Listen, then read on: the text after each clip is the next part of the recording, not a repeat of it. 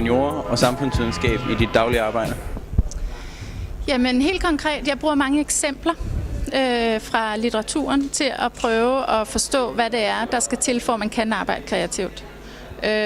Og kunstnere og så videre. Så bruger jeg jo psykologien helt konkret til at forstå, hvordan vi psykologisk fungerer, og hvordan det både hæmmer og fremmer kreativiteten. Og så tror jeg egentlig også, at jeg bruger sådan en større samfundsforståelse af, hvad det er for nogle samfundsmæssige strukturer, vi befinder os i, og som vi jo ikke kan komme ud af. Altså hvordan det er muligt inden for dem også at arbejde. Du taler meget om, at det er vigtigt, når studerende kommer ud fra universiteterne, at de får omsat eller omformet den viden, de har, til noget rent faktisk konkret. Hvordan mener du, at det kan lade sig gøre, eller hvordan skal studerende forholde sig for at omsætte den her viden og bruge den i praksis?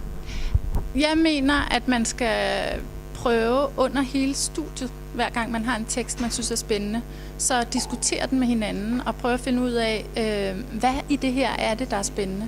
Hvad er relevant, og hvordan forholder det sig til mig, og hvordan forholder det sig til min livsverden? Du har selvfølgelig meget med kreativitet at gøre. I går havde vi et interessant arrangement på Litteraturhaus, hvor vi også snakkede om kreativitet.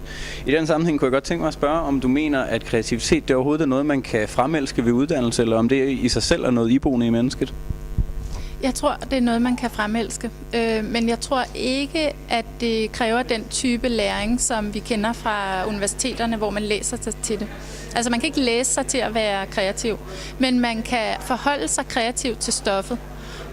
Og man kan måske også, altså Lene Tanggaard, som er professor i kreativitet oppe på Aalborg Universitet, hun siger, man kan ikke lære kreativitet, men man kan lure det ved at se andre være kreative.